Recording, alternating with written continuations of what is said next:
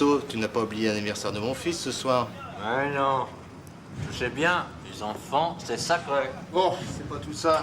Au travail. Et Henri, tu vas voir le cadeau que j'ai acheté pour ton fils. Je vois surtout que la gâchette est cassée.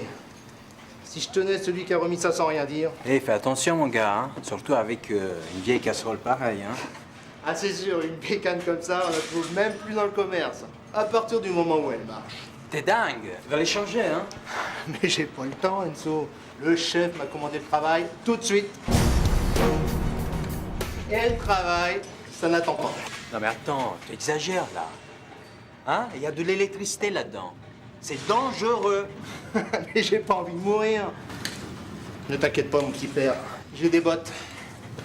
Allez, on est pressé. Donne-moi un coup de main, amène-moi l'échelle. Ouais, c'est ça, ouais. Pressé, pressé. C'est comme ça que les pépins arrivent.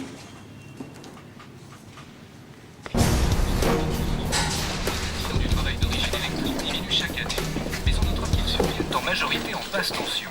Les experts sont unanimes, la prévention est nécessaire pour lutter contre les...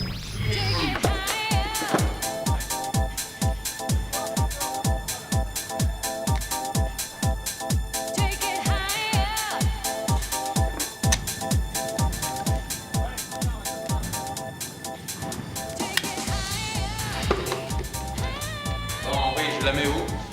Si, là, contre le coffrage.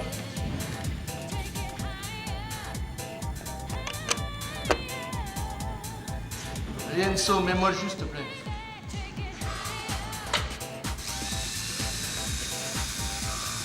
Mais... Eh Henri, regarde. La terre n'est pas accordée là. Attends, je finis ça, Enzo. Oh, hé. Attention là.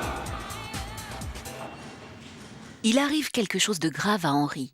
Mais pour mieux comprendre, rappelons d'abord quelques notions d'électricité.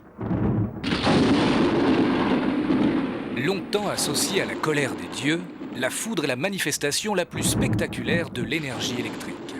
Comme pour la foudre, le courant produit par un générateur est constitué de charges électriques qui se déplacent d'une borne à l'autre.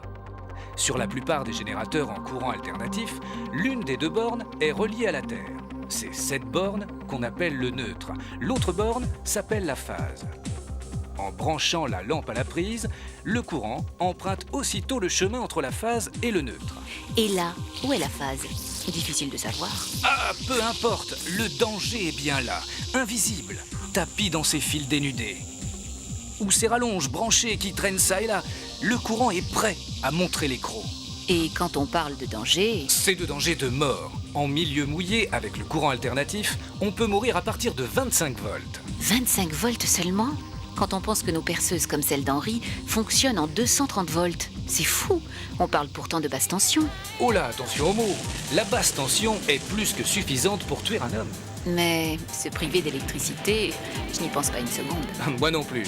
L'électricité, c'est la vie, tant que le risque est maîtrisé. Alors, il faut se protéger.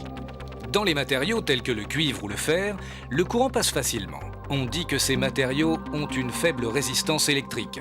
Ce sont des conducteurs. Au contraire, dans d'autres matériaux comme le plastique ou le verre, le courant ne passe plus. Ce sont des isolants, leur résistance électrique est élevée. Un appareil électrique possède souvent une enveloppe conductrice que l'on touche d'une manière ou d'une autre. Cette enveloppe, on l'appelle aussi une masse. Oui, tout à fait. Relions donc cette masse à la Terre. En cas de contact accidentel entre la phase et la masse, le trajet du courant de défaut passe principalement par la Terre qui est conductrice pour retourner au générateur. Mais si l'homme touche la masse, avec la mise à la terre, est-il pour autant à l'abri? Oh là, pas si vite. La mise à la Terre ne suffit pas. Il faut en plus un dispositif de coupure automatique que l'on appelle différentiel.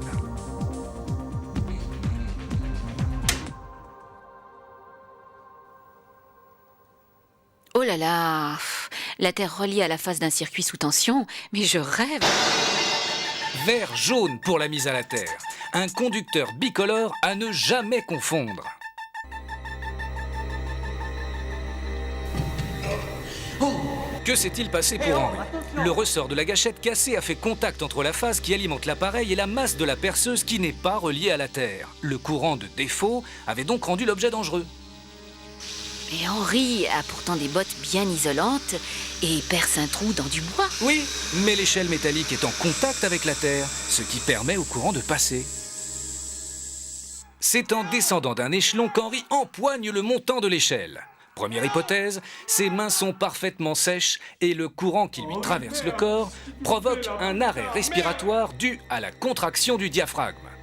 Sûrement la mort à partir de 3 minutes de contact. Deuxième hypothèse, Henri a les mains mouillées. Or, l'eau diminue la résistance d'Henri. Le courant provoque un arrêt circulatoire. La mort est proche. Qui penserait qu'un travail aussi banal que de percer un trou dans du bois comporterait autant de dangers?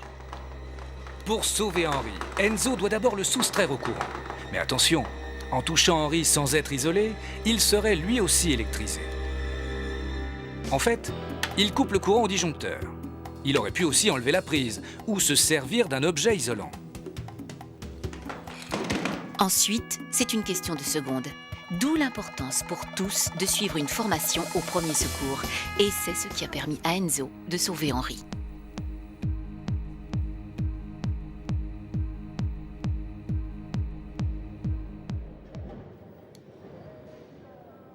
Si je vous parle maintenant d'un contact entre un fil électrique dénudé et votre corps, vous imaginez assez bien la suite.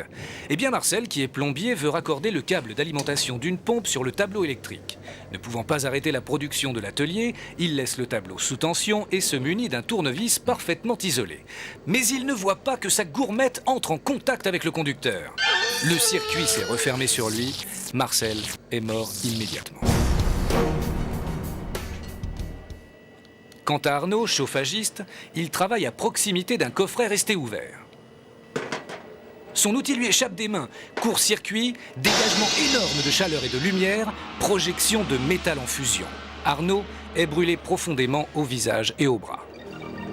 Arnaud et Marcel auraient dû être informés des risques encourus et on aurait dû donner des instructions pour fermer à clé ces armoires.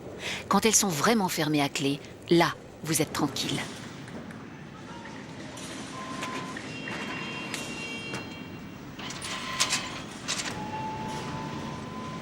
Tiens, l'outil s'arrête. Exactement ce qu'il faut faire, Kader. Mettre hors tension. Ah, est-ce que le câble n'aurait pas pu passer ailleurs? Je vous le demande. Oh non, Kader, pas de bricolage! Hé, collègues, avez-vous prévenu le chef avant de remettre le courant? Non!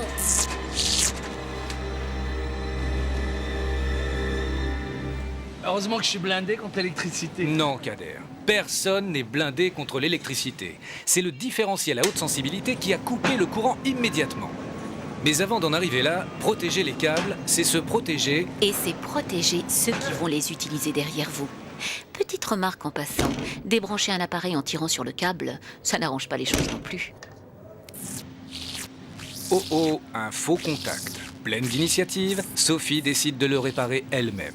Premier risque, elle coupe le courant à l'interrupteur. Vous pensez que ça suffit? Eh bien non. Résultat, une chute grave. Alors, Sophie? Je comprends pas. J'avais pourtant coupé le courant. Oui, à l'interrupteur. Mais c'est au disjoncteur général qu'il faut couper. C'est le premier réflexe à avoir, même pour changer une simple ampoule. Une inversion anormale des conducteurs, et ça arrive, n'a permis de couper le circuit que sur le neutre. La phase continuait donc à alimenter le circuit. Si bien que Sophie a fermé le circuit entre la phase et la terre avec son corps. Il faut bien comprendre que la prévention passe d'abord par le respect de la réglementation. Certains évoqueront le manque de temps. Je sais, ce n'est pas toujours facile. En ce qui vous concerne, vous êtes des pros. Mais vous n'êtes pas électricien. Vous n'avez donc pas la qualification pour intervenir sur un circuit électrique. Vous risquez tout simplement la mort. En cas de défaillance électrique, avertissez l'électricien. Ne tentez rien par vous-même. Lui seul a la connaissance suffisante. Regardez-le, c'est son métier. Il a reçu une habilitation pour travailler en présence du courant. Et il s'équipe d'une tenue adéquate. Oui, Henri, tu as intérêt à vérifier périodiquement ton matériel pour ta sécurité. Ah oui, ça, j'ai tout compris. Et si j'ai un problème avec la perceuse, je l'envoie tout de suite à réparer. Et moi, je m'adresse aux responsables. La bonne qualité de l'installation, ça, c'est du ressort de l'entreprise. Mais n'oubliez pas, même avec du bon matériel, les dangers subsistent. Et une bonne organisation du travail est fondamentale pour éviter ces accidents trop souvent dramatiques. Hé Henri, regarde. Ah, je l'ai gardé au chaud dans retour. Tu sais, ça m'a vachement secoué quand même ton histoire. Parce que moi, je vais te dire une chose. Je trouve que c'est con de jouer sa vie avec le courant comme une roulette russe. Une fois, deux fois, trois fois, cling, cling, cling, rien ne se passe. Et puis un jour, boum, tu laisses ta peau. C'est pas grave ça, mec? Hein? C'est pas grave ça, mec?